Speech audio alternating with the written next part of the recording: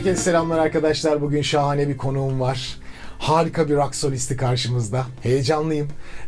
Ondan öğreneceğim çok şey var. Batu Akdeniz burada. Batu Akdeniz burada! Alkış kendim yapacağım. Harikasın. Ne mutlu senden bunları duymak abi. Hoş bulduk. Çok teşekkür ederim. Ben teşekkür ederim. Çok güzel burada olmak. Buraları biliyorsun, İzmir'i falan. Evet, bir nebze. Foça falan. Evet, o tarafları birazcık daha biliyorum ama çok güzel. Burada işte çok fazla vakit geçiremiyorum. Konser olduğu zaman gelebiliyorum ancak ya da işte ailemi ziyaret etmek istediğim zamanlar geliyorum ama her geldiğim zaman hava değişimi çok iyi geliyor. Bugün bir de böyle bir şey yaptım. Benim için ekstra güzel oldu yani seni görmek. Şimdi senin hayatında çok yer var. Ankara var, İstanbul var, evet. İzmir var, New York, Amerika var. Biraz. Sen böyle çok gerçekten büyük bir alanda müzik yapıyorsun gibi geliyor bana. Yani sesin de onu ifade ediyor ama. Yani Türkçe rock yapıyorsun, şarkılarını dinliyorum. Ya diyorum ki Batu, bu mesela en son parçalarda. Diyorum ki ya artık biraz daha sound'unu yumuşatsam. Bak ülkede Teoman neler yapıyor hani. Yani anladın mı? Herkes hani İstanbul'da herkes romantizmin peşindeyken bir bakıyorum abi hayvan gibi arada gene girmişsin. Ne yapıyorsun Batu? Plan nedir? Bana ondan bahset. Abi şöyle yumuşattığımız hali aslında sizin bildiğiniz oluyor yani. Kameram kapalı kalmıştı. Klasik Emre Yücel'en girişi. Dur bakayım. Evet abi. Nedir abi yumuşatma? Allah sana. Abi yani yumuşattığımız hallerini dinliyorsunuz aslında. O bizim yapabildiğimiz bir şey değil ya, bu kadar oluyor. Tabii ki benim de hani akustik şarkılarım var bir yandan, hani tamamen akustik gitar vokal, aslında en çok dinlenen şarkılarım da onlar ama ya içimdeki o şeyi hiç durduramadığım için ben de birazcık artık çok bütünleştim o rock sound'uyla. Ben de ondan çok fazla feragat etmek istemiyorum. Son albümde iyice mesela abarttık bazı şarkılarda onu. Ama son albümü yani Ankara'nın Sokakları'nda albümünü çok fazla da ticari de düşünmemiştik aslında. Orada mesela Ayna diye bir şarkı var. Çağrı Sinci ile birlikte. O benim şarkılarım arasındaki en böyle sert riffli olan şarkılardan bir tanesiydi. Birazcık şey oldu. Yani ben bunu yapacağım hani, çünkü birazcık şey gibi de bakıyorum bir yandan. Hani ne bırakmak istiyorum ileride geçmişe baktıkları zaman. Birazcık öyle bir miras. Çocukları gitara başlatacak bir miras. İşte hani öyle bir şeyler yapmayı denediğim için de ondan çok vazgeçemiyorum. Seviyorum abi. Ama alternatifsin. Şimdi o alternatif çok güzel. Yani özellikle ticari bir şey yapmak istemedim demen zaten Çağrı Sinci ile olan beraberlikten de. Yani Çağrı Sinci bence çok yetenekli. Acayip güzel parçalar ama böyle duyguyu böyle kalbinden yakalayan. Alternatif rapçi diye bir kavram çıkarayım şimdi. Oğlum alternatif rap ne? Hani rap şimdi öyle oldu ama. Doğru, çünkü maalesef. Ana ekol başka bir şeye döndü. Asıl gerçek rap o da yani. O alternatif rap hale geldi tabii. abi yani. Hangisini alternatif diyeyim? Çağrı sen söyle. Yani gerçekten öyle. Ama bu güzel bir birliktelik. Yani senin böyle bir yol tutturman. İşin sonucunda ben şuna düşünürüm Batu. Konser veriyorsan, içerisi doluyorsa, bunu yakaladıysan başarı. Başarı hikayenin formülü ne? Abi ya formül yani çok büyük bir beden olur bana şu an, onu giyemem yani onun cevabını verirken, ama formül için sadece şunu söyleyebilirim: hani tutku, çok fazla azim ve cesaret ve bazen hani gerçekten rezil kepaze hale düşmeyi de göze almak, hem maddi hem manevi olarak. Çünkü Türkiye'de rock müzik yapmak çok kolay bir şey değil şu an. Ne ana akım bir müzik, ne işte sürekli maruz kalınan bir müzik. Ama birilerinin de bunu yapması gerekiyordu. Ben o şekilde yaptım. Başka birisi başka bir sound için aynı şeyi kendine bir dava edinirse, bence dava edinmek mesele. Ve bir şey dava ediniyorsanız onu her haliyle kabul edersiniz, özümsersiniz ve onu en doğru şekilde yapmaya çalışırsınız. Bence formül burada bu. Başka bir formül bilmiyorum. Hani naçizane benim fikirlerim bunlar. Süper. Şöyle bir şey var mı acaba? Ben Ankara'ya yıllar önce 2000'lerin başında gelmiştim ve üniversite gençliği dediğimiz şey Hacettepe, ODTÜ falan Pilli Bebek dinlerdi abi. Giderdik işte, hadi limona gidiyoruz falan. Pilli Bebek varmış. İçeri giriyordum abi. Pilli Bebek bir kere yani hani ödün vermeyen bir grup. Ben bu müziği yapacağım. Dinlersen dinle. Bir bakıyordum sert müzik. Ya ama bu Ankara'nın en büyük özelliği, yani buradan çıkan mesela Pickpocket diye bir grup var yıllar önceden. Pickpocket hiçbir zaman Türkiye'de böyle star ışığı, yani star olmadı ama Pickpocket'ı bir canlı izle. Bunlar ne abi diye böyle kalırsın. Olağanüstü. Ankara'da bu var. Ankara'dan çıkan bütün müzisyenlerde bu var. Sende de bu var. Bu Ankara'nın formülü ne? Neden bu İstanbul'da çıkmıyordu? Yani çok mu ticaret var İstanbul'da? Yapacak bir şey yok abi Ankara'da. Yapacak bir şey yok, en iyisini yapalım. O yüzden herkes herhalde müziğe atlıyor. Ya bilmiyorum abi, bir kültür var. Aslında bir de Ankara'nın rock kültürü 1970'lere kadar gidiyor. İşte şu an hala çalan bir gitarcı abimiz var mesela, ben hani röportajlarımda ondan çok sık bahsediyorum, Süleyman Bağcıoğlu. O şu an 72 yaşında. Hala haftada 2 gün Ankara'da onu Pink Floyd, Led Zeppelin çalarken görebilirsiniz. Yani o mesela işte ilk Türkiye'deki o rock müziği alan jenerasyon, işte yurt dışından plaklar getiriliyor onlara, gitarlar getiriliyor, ilk gitarlar getiriliyor. Onlar o Eric Clapton'ların dönemlerini yakalıyorlar. O dönemi çok güzel bir şekilde icra etmeye başlıyorlar. Teoman'ın kitabında bir de yazar mesela, biz Süleyman Bağcıoğlu'nu izlemeye giderdik diye 90'larda. Yani Ankara'da böyle çok gelen güzel bir kültür var. Aslında herkes birbirine etkiliyor işte. Mesela ben de düşünsene, aramızda Süleyman abiyle neredeyse 50 yaş var, 40 yaş var. Yani 50 demeyeyim şimdi, küfreder beni görse de. Ona da selam olsun, buradan sıkça görüşürüz. 40 yaş büyük birinden etkileniyorsun. O adamın gitar çalışından, duruşundan. Vay. Ve o sende bir şey yaratıyor. Doğru. Ankara'da hep böyle bir jenerasyonlar arası bir etkileşim var. Ne mutlu bana. Hani ben de onlardan bir tanesi oldum. Şimdi mesela benden çok daha genç gruplar çıkıyor abi Ankara'da ve acayip hoşuma gidiyor yani. Abi bunlar kimmiş ya falan. Artık ben de kaçırıyorum bazılarını. Eskiden çok ortasındaydım her şeyin ve herkesi tanıyordum. Şimdi önüme bir şey geliyor. Bunlar kim falan oluyorum hani. Çok güzel bir şey. Güzel. Evet. Peki sesini nasıl keşfettin Batu? Hikaye bu buradan. Yani müzik hayatın nasıl başladığından çok sesini nasıl keşfettiğine başladı. Tabii. Ya şöyle abi, ben 6 yaşındayken dedem bana bir oyuncak org almıştı. Anneannem ve dedemde büyüdüm ben çoğunlukla. Akşama kadar hep onların evinde oluyordum. Anneanne çocuğuydum tam. O zaman güzel. reklam müziklerini böyle tek parmak çalmaya başlamış. Sonra benim bir kulağım olduğunu fark ettiler. Ve beni bir koroya götürdüler. Bir çok sesli korosu. Ankara Çok Sesli Müzik Derneği diye bir çok sesli, polifonik, çok köklü bir koro vardı. Muzaffer Arkan diye çok değerli, nur içinde yatsın, bir oranın başındaki bir hocamız vardı. Ve o dedi ki hani ya bu çocuk çok yetenekli, hani bu çocuğu biz koroya alalım. Ben okuma yazma bilmiyorken sahneye çıkmaya başladım o koroyla birlikte. Çok sesli koroda şarkı söylemeye başladım. Tabii herkesin elinde dosya var. Ben dosyaya bakıyorum da hiçbir şey anlamıyorum yani. Yani o notları nasıl okuyayım? Çok acayip. Aynen çok abi. Acayip. O Güzel. büyük ihtimalle tabii ki çok hatırlamıyorum da. Çünkü sene abi 99 2000 falan. Düşünsene, Cumhurbaşkanı Süleyman Demirel yani. O CSO'da bizi izlemeye gelirdi mesela önde. Böyle deneyimler elde etmeye başladım ben o çocukluktan. Ve bu sayede çok sesli müziği yapa yapa sesleri duymaya başladım çok fazla. Ayırt etmeye başladım ve büyük ihtimalle o zaman yine Banu Hoca vardı. Banu Manap. Mesela ondan büyük bir vokal tekniği, şan tekniği öğrendiğimi düşünüyorum o yıllarda. Ki onları hala büyük ihtimalle uyguluyorum. Bana şu an dersen ki ne öğrendin, ne anlattı sana? Tabii ki hatırlamıyorum. Çünkü çok küçüktüm yani. Evet. Ama oradan itibaren bir sesin terbiye olmaya başladı. Sonra buralara kadar geldi. Ama mesela ergenlik dönemindeyken sesimi hiç kullanamıyordum. Tam o işte dönüş, sesin değişme zamanı falan. O zaman dedim ki yani gitti sesim hani benim artık herhalde. Ben sadece gitar çalabileceğim. Ama bir Çok şekilde şükür geri geldi yani bir şekilde, ne olduysa artık. Güzel. Öyle oldu. Yani şimdi ses rengin farklı bir renk.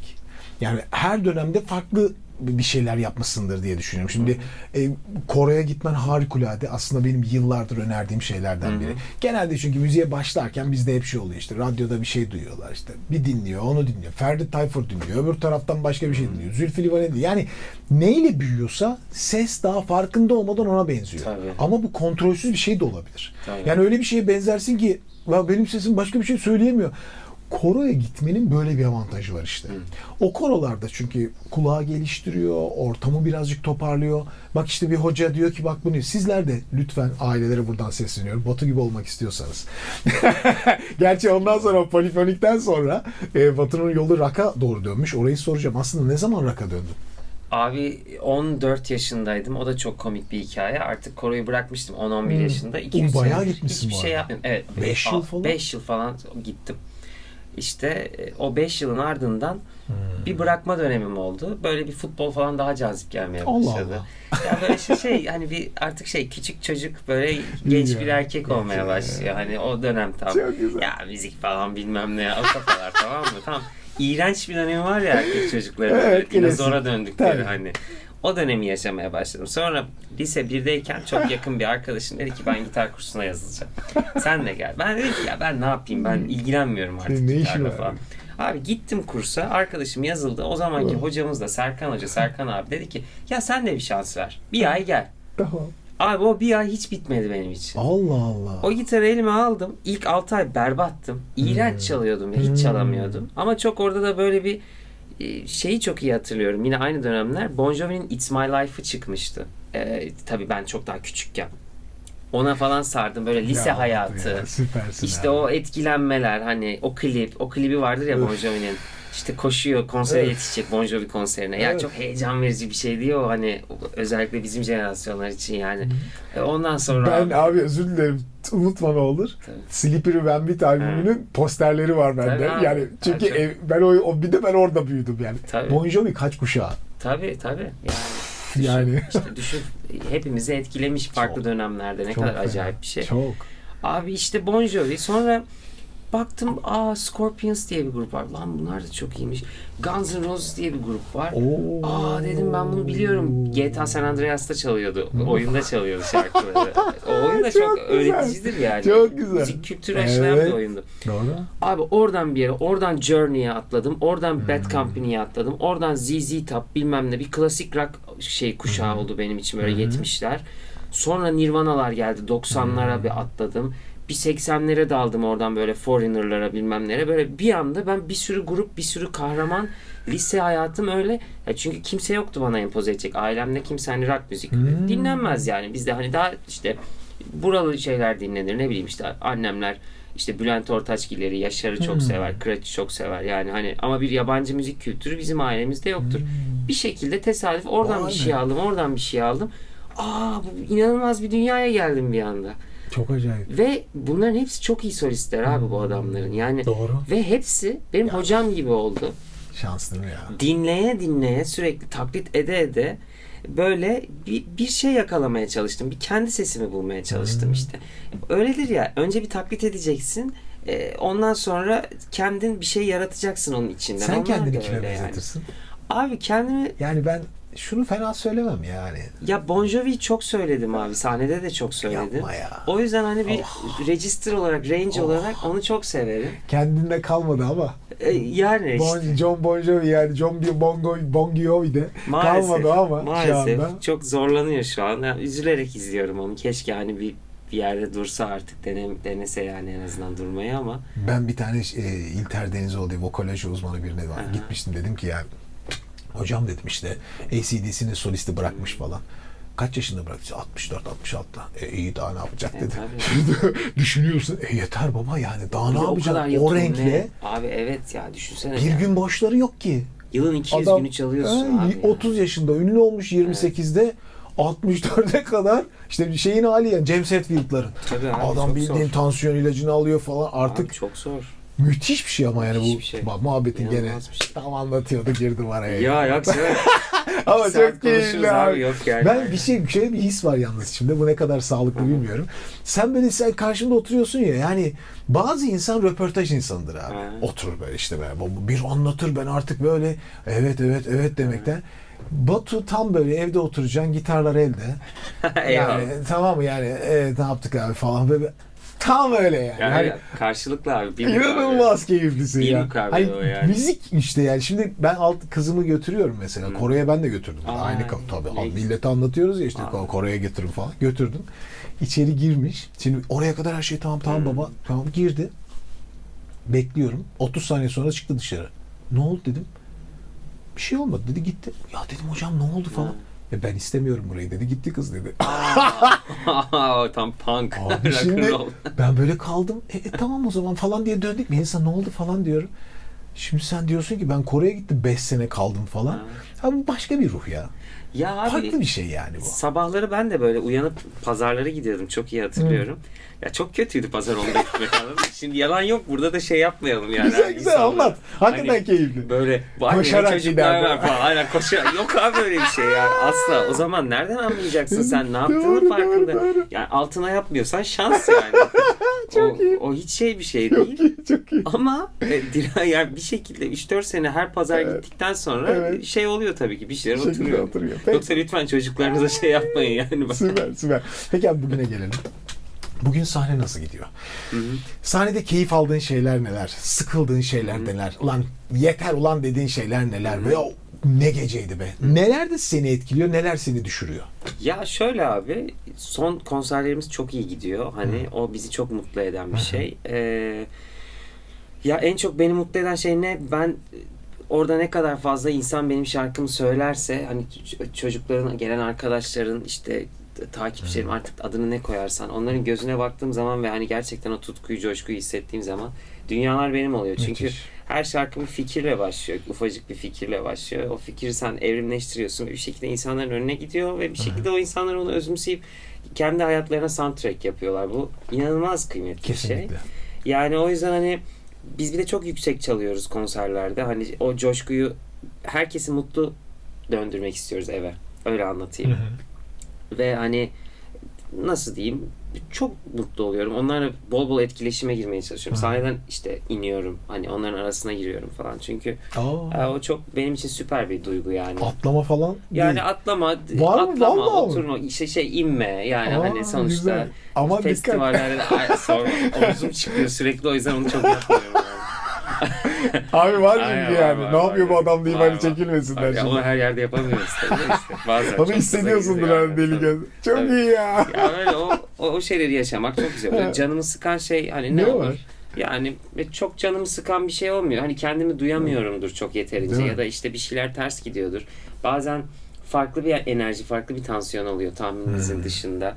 Bazen hiç sizin aklınıza gelmeyecek başka bir aksilik çıkabiliyor. Ama yani genel olarak konserler benim en kendimi rehabilite ettiğim alan abi. Yani o konser sonrası gün mesela o kadar fazla duygu yaşamış oluyorum ki önceki gece. O ne çok güzel. çok güzel bir duygu abi. Yani o vazgeçilmez bir şey. benim için. Yenileyen bir şey değil mi? Tabii insanı ki yani? öyle. İşte Tabii yani ki bu öyle. şimdi şeyi ayırmak lazım.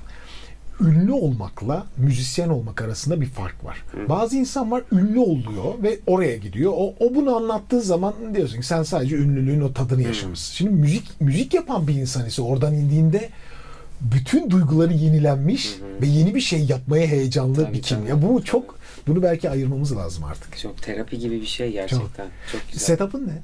Ya şöyle. Ya aklıma geldikçe kaçırmıyorum. Tabii abi yok. Yani Çünkü sen gitar çalıyorsun abi ve cayır cayır gitarlar görüyorum elinde ya. evet, ya şöyle Abi abi. bir hastalık var belli ki. Var. Bir de gitarcılıkla başladığım için Evet. aslında rock müziğe. O yüzden hani gitarların benim için ayrı bir anlamı var. Zaten kayıtlardaki çoğu lead gitarı da ben çalıyorum. Sen çalıyorsun. Evet. Vay lükse bak. Şey bir durum abi. Ne seviyorum? Şu an bir D'Angelico marka bir gitarım var. Öyle çok pahalı bir şey değil. Endonezya malı üretimi ama inanılmaz bir klavyesi var ve çok rahat ediyorum onunla. Onun dışında ondan önce 2 tane işte Gibson'ım var. Bir Firebird, bir Les Paul. Onları artık sahneye çok götürmüyorum. Elektrik gitarlar. Onlar var. evet genelde hep elektrik gitar. Bir tane Takamine akustik gitarım var. Bunların hepsi tabii dolar kuru 2 lirayken falan alınmış şeyler. Ne güzel şeyler. Yani şu an mümkün olmazdı büyük ihtimalle çok fazla. Bir araba şey daha yapar. şeklinde. Evet aynen. Yani işte nasıl diyeyim? Onlar var kulaklık olarak. Ya öyle bir marka şeyim, takıntım yok yani hani zaten açıkçası benim in-ear'a alışmam bile çok zor oldu. Ya. Hep kendimi duymadığım sahnelerden geldiğim için Evet. yerden Hop. duymak her zaman. Monitörlü. Abi tabii ya yani Hala onu seviyor musun? çok seviyorum. Yani vokalimi duyarken özellikle hani daha geniş bir şekilde duymak kendimi daha iyi oluyor. Çok reverb severim monitörümde. Yani o beni bir şey hissettiriyor çünkü. Daha geniş hissettiriyor. Geniş şekilde duymayı istiyorum ama kulaklığıma da hep reverb istiyorum yani. Hani çok iyi bir ses ekibimiz var. Onlar sağ olsunlar. Harika. Ya onun dışında hiç komplike bir şeyimiz yok zaten. Hani 2 gitarız, bir bas, bir davul. O kadar ondan Harika. ibaretiz yani. Yani sesine böyle zorlandığın şeyler oluyor mu yoksa bütün konser yok alıştım ben artık Ay o falan. tabii ki oluyor. Neler yani. oluyor mesela? Önceden ne oluyordu, bugün ne oluyordu? Kendini kıyasladığında ne hissediyorsun? Ya orada Öğrendiğin ne yani? tabii abi. Ya orada işte en iyi sen bilirsin. Hani bazen çok bağırdığın zaman ve sen şeylerini de söylüyorsun işte hani çok yüksek bir desibelle söylediğin zaman bütün konser mesela duymadın kendini. Evet. Falseton kapanır ya böyle sonlara doğru çünkü ufak bir kısılma Gitti artık. yaşamaya aynen tekniğin çünkü farklı oluyor orada. Ya öyle zorluklar yaşıyordum Doğru. ama kendimi duyduğum konserde öyle şeyler olmuyor genelde.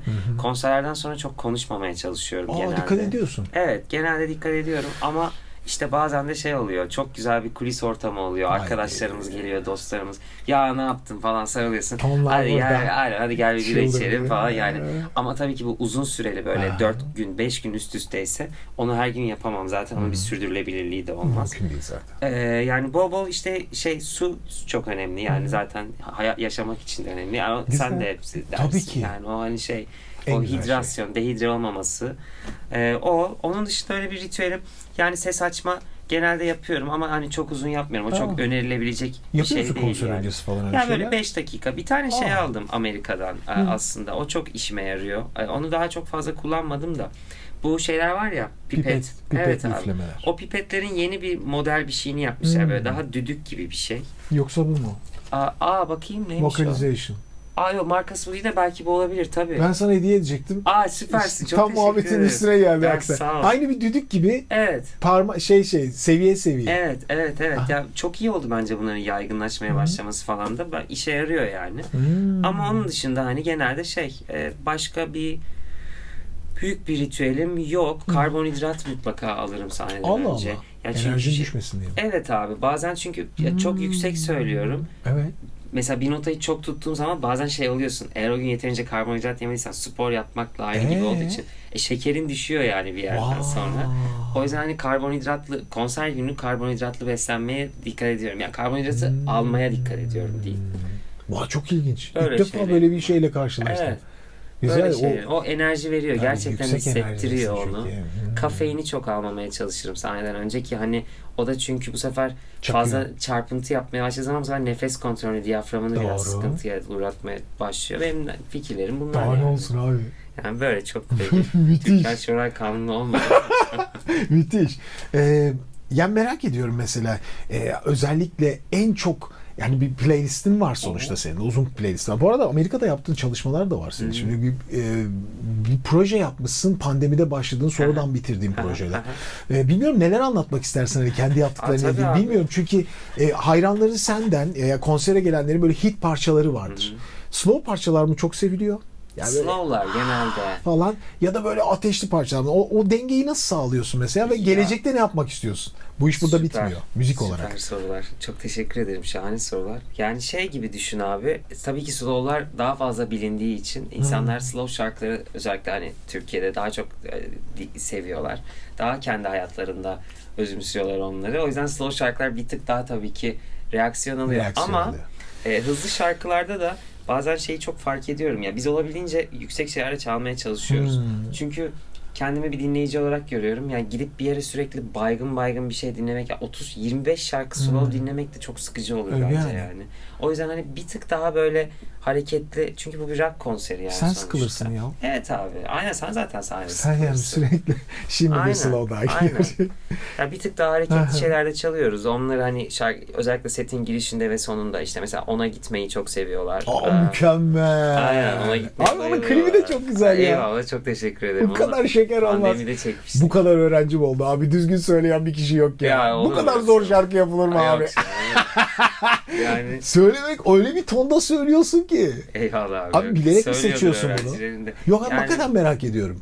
Ya bilerek zor olsun diye bir şey seçmiyorum. Çünkü vardır. Rock müzikte biraz Aa, yukarı yaslamak evet. vardır tonları. Çünkü Evet. işin zevki o yani. Johann Sebastian Bach'la gelmişiz bugünlere. Evet. Tabii ki yazacağız ama bu kadar da ya tize yaslayınca abi Levent Yüksel konseri gibi kadınlar söylüyor, erkekler peste bir oktav aşağı. Öyle oluyor nasıl? Ya abi onu kasıtlı yapmıyorum ama Şimdi rahat- erkekler deyince o diyorsun. rahat ettiğim bir aralık var. O işte önemli, onu O söylüyorum. aralıkta hani daha çok yazmaya çalışıyorum ama bazen oluyor ya hani onu çok yaşıyorum yani küfür ettiğimde ya ulan bu kadar niye yüksek yazdım ben bunu yani ya gerek yok çünkü. Ama biraz neyle ilgili biliyor musun? Ne? Yaşla ilgili yani. Aha. Şimdi mesela 30'ların başına gelip hani yıllardır artık sahneye çıktıktan sonra mesela düşünüyorsun bazen. Ya gerek yok diyorsun bazen mesela. Bu şarkıyı 5 sene önce yapacağım tonda yapmıyorum mesela bazı şarkıları. Bir tık daha oturaklı bir yerde yapıyorum. Çünkü birazcık da benim sesimin altları da çok yok ama mesela yaş aldıkça belki bir tık gelmeye Kesin başlayacaktır. gelecek. Daha da Ya gelecek. o yüzden aynen sen biliyorsun en iyi. Yani hani o yüzden birazcık daha böyle oturaklı, daha orta registerlarda benim için bir yerlerde yazmaya çalışıyorum. Yoksa sürekli vur. O bir tık işte Bon Jovi'de der ya mesela Living on a Prayer'ın son kısmı hayatımın en büyük hatası diye. Yani Kimse öyle bir söyleyemiyor röportajı var. Abi ya, Zavallı içi Salvara arkayı. zavallı yani hani ne yapsın? 80'lerde bile söyleyemediler yani. ama O kadar var zor işte. ki. Tabii inanılmaz. Sanat Stüdyoda her eseri. şey inanılmaz. Sanat eseri bırak. Runaway de öyledir biliyorsun sonunda. Nefis ya. Oo, yangın. çok bence dikkatli olunması gereken bir şey. Ama tabii ki stüdyoda da ne kadar epik bir şekilde yaparsan onu, çünkü o sonsuza kadar kalacak ya. Tabii ki. İşte tam bir terazi meselesi Terazi. abi. İşte Öyle. sahnesi başka. En sonunda işte bakıyorum mesela Metallica'ya. Bir dönem daha gençlen orijinal ton çalıyorlardı. Sonra bir baktım hep -1 çekmişler akorları. Şimdi geçen baktım -2 -2'ler Ha, başlamış. tabii oluyor. Yani o da güzel bir şey ama. Tabii onun da tadı var. Okey Mesela abi, aynen şeklinde. -1'in de güzel bir tadı var. Değil mi? Mesela Çıktın Guns'ın konsere, da bütün ne şarkıları gerek var -1'dir. Tabii güzel. O da güzel. Scorpions mesela bildiğim kadarıyla -3 falan yapıyor şu an bazı şarkıları. O adam yapsın ama ya. Tabii abi Klaus Meine Olağanüstü yani. bir şeydi ya. 49 doğumlu yanlış bilmiyorsam. 48 ya da 49 doğumlu o zaman. Yok İnanılmaz abi, bir vokalist. üstüne tanımam. Yani çok. Ben de en çok etkilendiklerimden. Yok yani hani onu herhangi orijinal bir tonla al söyleyeyim de ya o duygu çıkmaz mı? Yok, Nasıl bir tabii şarkıcıymış o ya? yanılıyorsun. O çok fena. O çok kadife sesli müthiş bir herif yani. Acayip bir Yani abimiz. daha çok izlemek lazım bu adamları. Evet tabii abi. Çok yakalayamıyorum. Ben mesela en büyük hayallerimden biri Kiss konserine gitmektir. Çok iyi olur. Hastasıyız dede Hiç yani. gelmedi onlar Türkiye'ye. Gelmediler. Gelmediler. Hep Avrupa'da konserleri. Ya, geçen bıraktılar hatta yani. bıraktılar. Sond falan. Çok üzülüyorum. Müthiş bir Çok konser severdim. grubu. Müthiş Deli. bir konser grubu. Öyle şeyleri sever misin Çok. sahnede? Hani ne bileyim böyle yarın Makyaj öbür gün şey. ne bileyim abi hani sahneye çünkü rock'ta var bu yani. Hani abart onlar işin zirvesi de. Yani Slipknot'u yaratan adamlar Tabii. diyebiliriz belki de yani. Abi, Sen sever misin öyle? ya şöyle Bir abi. çıkıyorsun sahneye bir gün mavi böyle şeyler Ha. tüllü falan. Tabii onu severim. Bilmem, hayal yani. Olabildiğince orada cesur olmaya çalışıyorum ama daha da cesur olmayı istiyorum mesela. O çok hoşuma gidiyor. Ha. İşte orada da benim ya en büyük idollerimden biri Lenny Kravitz'tir yani. O da böyle o müthiş Prince, ya. Lenny Kravitz hani onlar o jenerasyonlar da çok işte Prince'in yaptığını Lenny götürmeye çalıştı işte ondan daha küçük olduğu için. Ya onların yaptığı şey çok güzel. Bizde tabii şey olmuyor. Yani müzikte bir tık daha ayakları yere basan şey bir müzik. Ayakları yere basandan kastım daha oturaklı bir Evet. slow ağırlıklı bir müzik olduğu için Doğru. tabii ki o kadar iddialı Gitmiyor. olabilir miyiz bilmiyorum ama yapan gruplar var ve çok hoşuma gidiyor yani hani tarz olarak o She Passed Away var ya işte onlar da Bursalı galiba Türk grubu bilmiyorum. onlar da. Süper bir grup onlar da. Mesela onlar post punk yapıyor. Onların da böyle imajları, makyajlar falan. Türkiye'den örnek vermek Deniyorlar. istedim. Tabii abi güzel yani. Peki Batu yani çok özel bir sesin var. Çok geniş bir teşekkür sesin var. ederim. Kesinlikle öyle. Çok Yani sağ ol. bunu konuşmanın anlamı yok zaten. Çok Bütün teşekkür izleyicilerin de biliyordur. Neler yapmak istiyorsun? Şey olarak demiyorum ya şurada konser ver. Bunu değil yani müziğinde ne yapmak istiyorsun? Hep bu çizgide mi sürdüreceksin yoksa böyle fikirler geliyor mu aklına? Yani bundan sonra 5 sene sonra böyle bir müziğe evrileceğim. Veya işte ne bileyim bir Afrikalıyla artık müzik yapacağım. Böyle hayallerin var mı? Abi var. Yani şöyle hep bir kafamı şeye vermek istiyorum bir taraftan.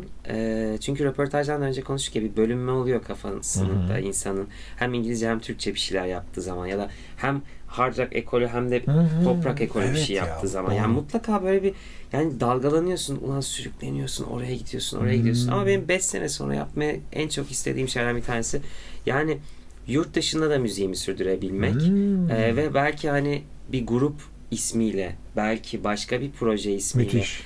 mesela Türk ezgilerini bir klasik rock formuna sokup böyle bir grup yapma fantazim var hep.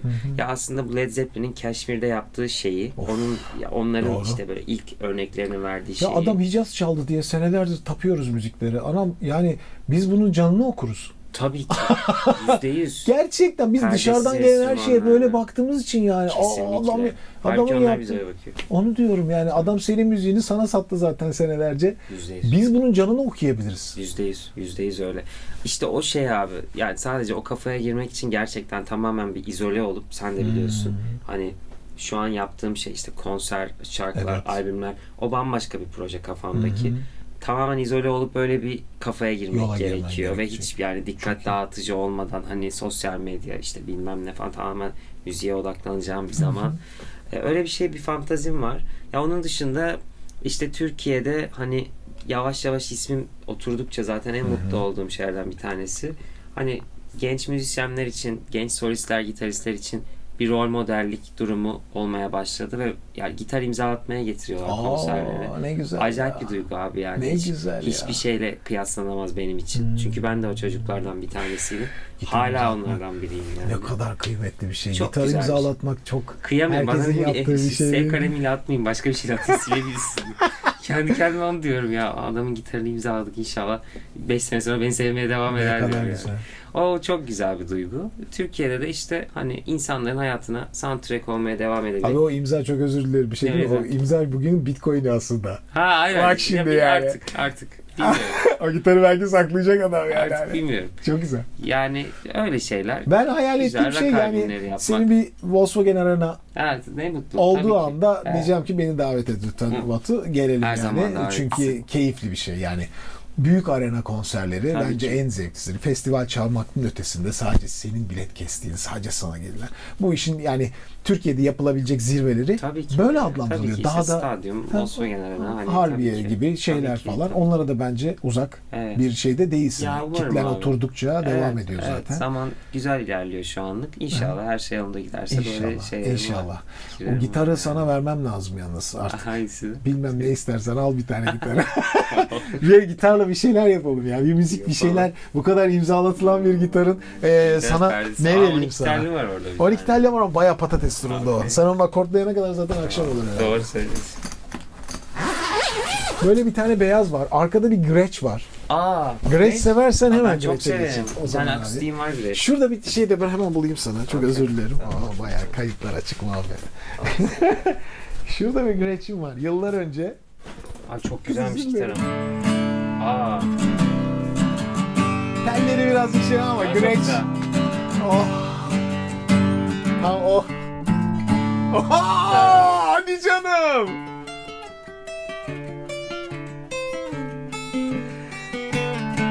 Çok güzelmiş Ne gitar. yapacağımı şaşırdım. Şu kamerayı alıyorum.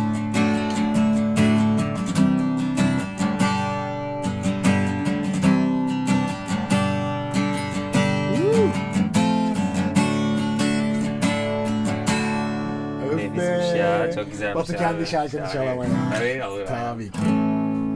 Okey, bir tane kendi şarkımı çalayım. Nasıl Lütfen istersin? kendi şarkılarından Tamam, tabii çal. ki abi. Dünyanın en güzel şeyi şu anda. Bu şansı bir daha bulmak Ya, zor. olur mu? Ne demek? Bon Jovi dinleriz abi. Hadi, Senelerce dinledik. Alınca elime hoşuma gitti.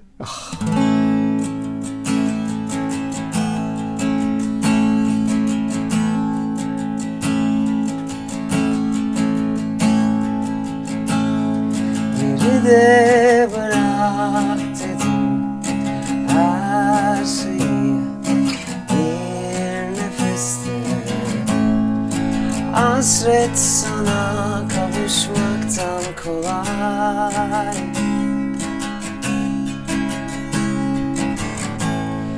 Dönüp bir bakınca bir sevdiysen bin kez gittin. Kaçmak sana inanmaktan kolay.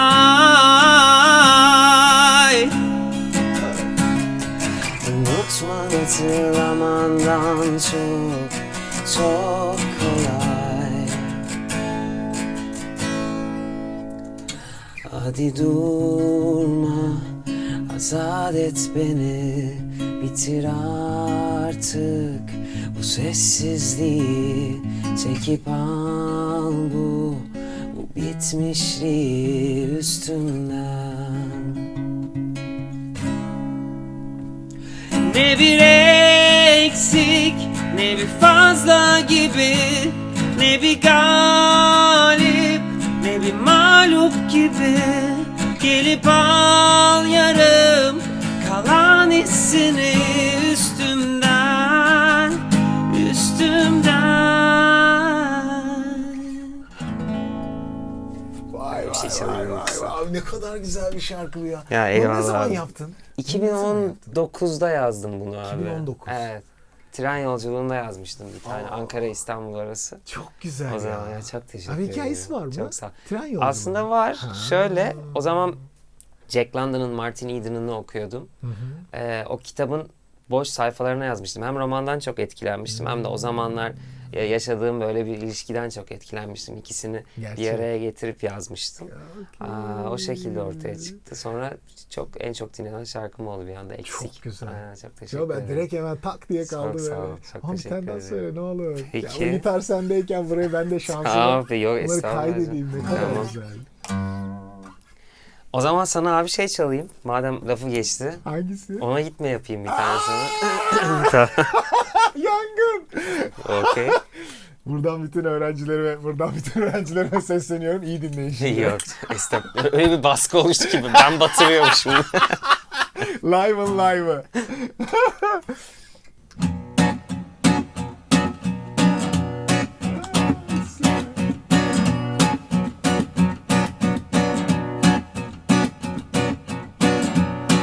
Ona gitme bana gel, güzelim bir bana gel. Yaktım yıktım kalan ne varsa.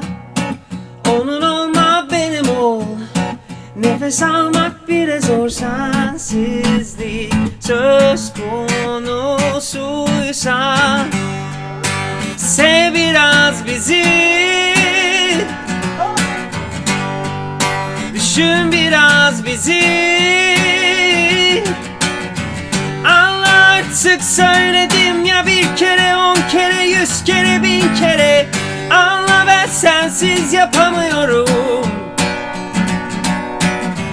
Başka bir adam var ve onunla gez diye, toz diye, yat diye, kalk diye. Mutluyum ben de diyemiyorum. Ona sorma bana sor, bu hayat bir bana zor. Sen yanımda olmayınca. Onun olma benim ol, nefes almak bile zor sensizlik söz konusuysa. Gör biraz bizi, gör şu sevgimi. Al artık söyledim ya, bir kere 10 kere 100 kere 1000 kere. Anla ben sensiz yapamıyorum. Başka bir adam var ve onunla gez diye, toz diye, yat diye, kalk diye. Mutluyum ben de diyemiyorum. Al artık söyledim ya, bir kere 10 kere 100 kere 1000 kere. Anla ben sensiz yapamıyorum. Başka bir adam var ve onunla gez diye, toz diye, yat diye, kalk diye. Mutluyum ben de diyemiyorum. Ay çok güzel. Vallahi Ya, çok harikulade teşekkür canlı ederim. performansında ya. Aa, Vallahi. gitar da harikaymış. Bu çok güzel bir gitar abi. Ben anladım bunu ya. Bunu Abi- ben de denemiştim Zuhal'de falan. Greç müreç. Çok güzel bir gitar. Çok keyifli, çok Müthiş keyifli. güzel. Aa, çok keyifliydi ben de. Burada kaldım ben. Benim için şahane Abi süper oldu. canlı performansın. Foça'dan arabayla geldin, oturdun sabah sabah işte burada. Çat diye bu parçayı söyledin. Şimdi bunun nasıl bir tekniği olabilir abi? Ya estağfurullah. Çok teşekkür Yetenek. ederim. Gerçekten harika. Çok teşekkür Batu ederim. yolun açık olsun ama bir şey soracağım sana. Tabii. Stüdyoda kaydettiğin mikrofon ne oluyor? Ha. Ne seviyorsun? Abi şöyle, yani genelde kondenserlarla kaydediyorum Evet. zaten hep. Bazen çok daha kirli bir şey kaydetmek istediğimizde ya da çok yüksek bir şey kaydetmek istediğimizde Shure SM7B ile kaydediyoruz. O işte Michael Jackson'ın da bazı vokal kayıtlarına da kullanılmış bir mikrofon.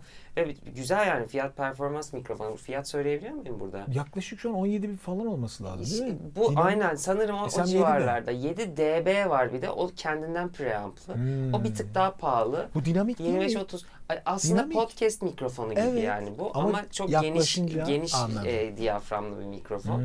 Yani mikrofon olarak da, kondenser mikrofon olarak da yani U87 ile iyi anlaşıyor Normal sesim. seviyorsun. Aynen. TLM 102 onu kullandım. Genel Ondan da yabancısın. evet abi. Hiç AKG falan bakmıyor musun? Abi C414 ile Ha. kaydetmeyi denedik mesela. C414 çok parlak geliyor benim Sen sesime. zaten Ben o parlaksın. tizliği sevmiyorum. Bazen o Daha da parlak. evet abi. Ya o ben mesela akustik gitar kaydında falan çok güzel ama benim vokalimde çok çalışmıyor C414. Aslında hani AKG tam böyle şeydir ya. Yani Evet. rock. Kirli Tabii. rock'tır ama sende tabii Neumann daha farklı geliyor. Fazla parlatıyor beni. Ya, Denedin mi duyumunu başka sevmiyorum mikrofonlar hiç yani. böyle?